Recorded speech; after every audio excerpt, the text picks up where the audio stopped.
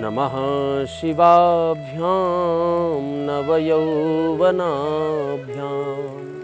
परस्पराश्लेष्टवपुर्धराभ्यां नगेन्द्रकन्यावृषकेतनाभ्यां नमो नमः शंकर पार्वतीभ्यां भगवते श्याम सदाशिवाय नमः।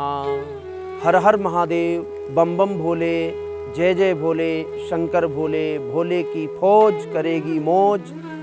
इस प्रकार की ध्वनि को लहराने वाले जितने भी हमारे प्रिय समृद्धशील भगवान भोलेनाथ के परम उपासक, भगवान भोलेनाथ के भक्त, तन्मयता के साथ में भगवान की सेवा, भगवान शिव की आराधना, भगवान शिव को सबसे प्रिय लगने वाला जल, गंगा जल, उसको चढ़ाने वाले मेरे सभी बंधु कांवड़िए भाई, ये सब लोग जितने कांवड़ के लोग हैं, कांवड़ चढ़ाने वाले लोग हैं, वो सब अनन्य शिवोपासक होते हैं। शिवोपासना में सबसे महत्वपूर्ण है, मैं बहुत छोटा सा एक दृष्टांत लेकर के चलता हूँ।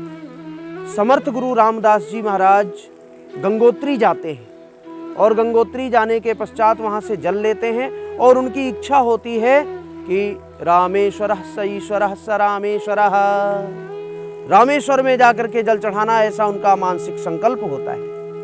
सावन जो है वो संकल्प का महीना है, सावन संकल्प का महीना है, इसमें संकल्प लेने की क्षमता बढ़ती है और इसमें संकल्प लेना चाहिए।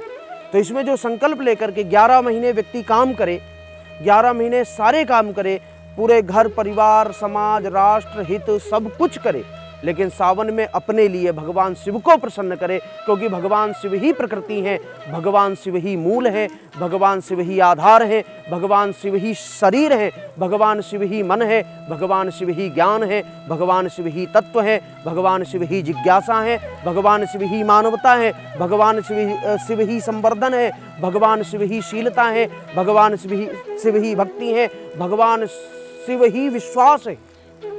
तो ऐसे विश्वास का जो पूजन करता है उसका मनोबल जागृत हो जाता है।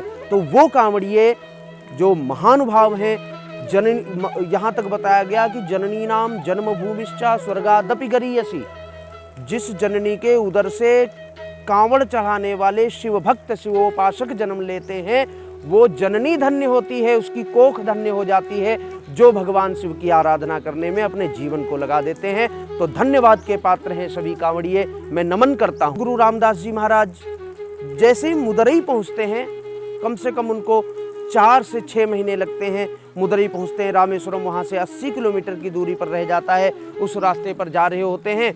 अब वहाँ उनके लिए एक अग्नि परीक्षा होती है। वह अग्नि परीक्षा क्या है कि एक घोड़ा होता है और उल्टा पड़ा होता है और गर्मी के समय में वो तड़प रहा होता है, जैसे उसको एक छटाक पानी मिल जाए, 4 चुल्लू पानी मिल जाए, 4 बूंद पानी मिल जाए तो वो जी जाए। अब समर्थ गुरु रामदास जी महाराज ने सोचा, अगर जो मैं इसको जल पिला लेता हूँ तो भगवान शिव पर जल नहीं चढ़ पाएगा, क्योंकि मैं तो गंगोत्री से लेकर के आया हूँ जल को। अब गंगोत्री से जब मैं जल को लेकर के आया हूँ और अगर जो मैं यहाँ पर घोड़े को पिला देता हूँ तो मुझे वहाँ जल चढ़ाने का कैसे सौभाग्य प्राप्त होगा। तो उन्होंने यह निश्चय किया कि कोई बात नहीं, भगवान शिव की आराधना, भगवान शिव की उपासना करते हुए उन्होंने जैसे ही उस घोड़े के मुख में जल डाला, भगवान शिव उसी घोड़े से प्रकट हो गए। नमः पार्वती पतये, हर हर महादेव। और जैसे ही वो प्रकट हो गए, उनका प्राकट्य हो गया, उन्होंने कहा कि हे भक्तराज, तुम गंगोत्री से नंगे पैर चल करके मेरे लिए जल लेकर के आए, क्या मैं तुम्हारे लिए 80 किलोमीटर दूर भी नहीं आ सकता हूँ?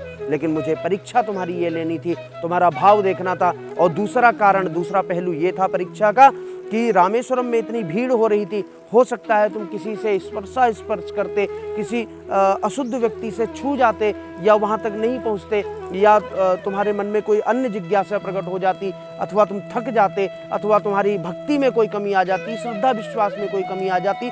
तो इसलिए मैं, तुम अगर जो 800, 1800, 2800 किलोमीटर से आए हो, तो मैं 80 किलोमीटर चल करके मैं तुम्हारे जल को स्वीकार करने के लिए आया हूँ। तो भगवान शिव, अभी ज़्यादा लंबी बात नहीं है, लगभग 280 वर्ष हुए हैं, 280 वर्ष पहले की बात है। तो भगवान शिव कांवड़ियों के लिए खुद चल करके आते हैं और प्रत्येक व्यक्ति जब कांवड़ चढ़ाता है, चाहे वो पद यात्रा से कांवड़ चढ़ाता हो या फिर डाक यात्रा से कांवड़ चढ़ाता हो, तो भगवान शिव उसके साथ में आ जाते हैं। भगवान शिव उसकी परीक्षा भी लेते हैं और भगवान शिव उसको सहारा भी देते हैं, उत्साह भी बढ़ाते हैं, ऊर्जा भी बढ़ाते हैं। तो इसलिए धन्य है वो कांवड़िए जो भगवान शिव की उपासना करते हैं, जो भगवान शिव की आराधना करते हैं। यहाँ एक आता है कि ध्यायेयम ध्यानम ध्यान योगम ध्यान सहितम पदाम्बुजम। और भगवान शिव के ध्यान की जो परिभाषा है वो जब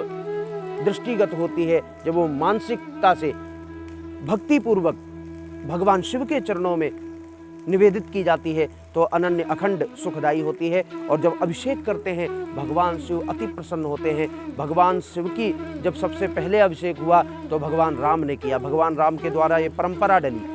जब रामेश्वरम की स्थापना हुई और तभी से कांवड़ की स्थापना हुई और तभी से अभिषेक की स्थापना हुई, तो भगवान शिव अत्यंत प्रसन्न होते हैं जब उनका कोई अभिषेक करता है। जब कोई भक्तराज उनका अभिषेक करता है, उन पर जलधारा छोड़ता है, तो भगवान शिव अनन्य शांति को प्राप्त होते हैं। और जब वो शांति को प्राप्त होते हैं तो निश्चित रूप से ये प्रकृति भी शांति को प्राप्त होती है, पर्यावरण भी शांति को प्राप्त होता है। इसलिए धन्य है वो कांवड़िए, धन्य है भोले की फौज, धन्य है हमारे इस देश राष्ट्र के युवा। जय भोलेनाथ।